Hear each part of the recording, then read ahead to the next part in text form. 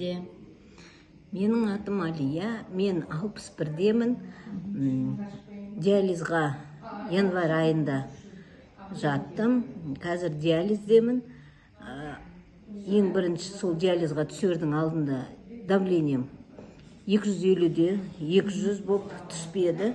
Содан қол аяғым қатты ісіп, аяғым тек әлгі слоновий деп сияқты болып ісіп кетіп, тырсылдап жарылатындай болды.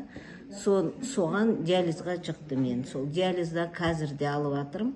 Сол енді осы H2-ны ішкеннен бері отегім аяғымдағы кетті. Оны мен сонда 15-20 жылдай жинаған отегім сол кетті. Сосын менің денемде туннельный катетер бар, диализ алғандықтан.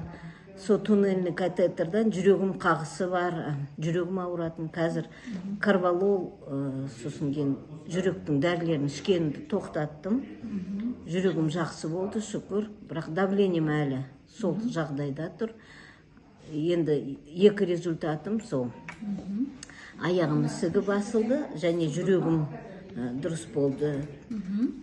Сол енді Құдай көп көрмесін. Аяғымда судырғы болатын, диализ алған кезде судырғым ұстайтын. Сол судырғым де қойды, түнде оянып айғайлап балалардың есін шығаратын. Оны да қойды, қазір судырғы жоқ. Шүкір.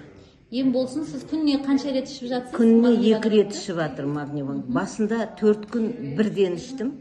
Бір талдан, сосын өзімді жақсы сезінгеннен кейін кішкене күш қуат келе бастады. Содан 2-ден іше бастадым. Рахмет, ем болсын, Алия ханым. Өстіп жап-жас болып жүре беріңіз. Рахмет.